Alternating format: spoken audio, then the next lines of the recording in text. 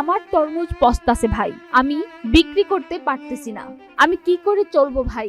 এভাবেই কান্নায় ভেঙে পড়ছেন সম্প্রতি ভাইরাল হওয়া কারওয়ান বাজারের মোহাম্মদ রনি।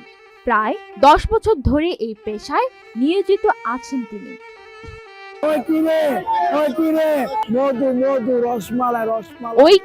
ওই কিরে মধু মধু রসমালাই, এই ধরনের মজার স্লোগান দিয়ে তিনি ক্রেতাদের দৃষ্টি আকর্ষণ করেন, যার কারণে রীতিমতো সামাজিক যোগাযোগ মাধ্যমে ভাইরাল হয়েছেন তিনি। ভাইরাল হওয়ার পর থেকেই সেই তরমুজ বিক্রেতাকে দেখতে প্রতিদিন ভিড় জমাচ্ছেন অনেক মানুষ। ফলে নতুন এক বিড়ম্বনার মুখে পড়েছেন ভাইরাল হওয়া সেই তরমুজ বিক্রেতা।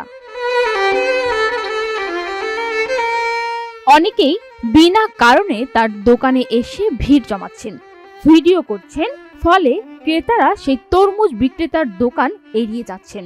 এমন অবস্থায় তরমুজ বিক্রি করতে না পেরে ভেঙে পড়ছেন সেই বিক্রেতা।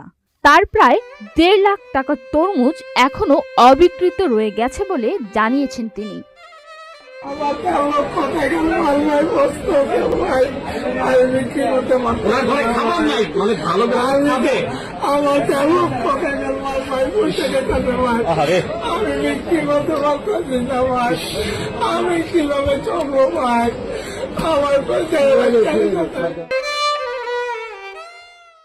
তরমুজ ব্যবসায়ীকে দিয়ে সবাই ফেসবুকে বা নিজের ব্র্যান্ডিং করে ডলার ইনকাম করছেন। অপরদিকে ওই তরমুজ ব্যবসায়ী নিজের তরমুজ বিক্রি করতে না পেরে কাঁদছেন, যার ফলে তার 1.5 লাখ টাকার তরমুজ নষ্ট হয়ে যাচ্ছে।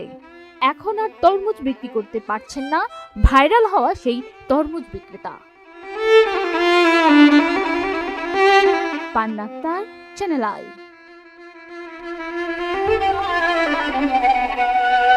এই ঈদে জামা জুতো অ্যাক্সেসরিজের ডিসকাউন্ট।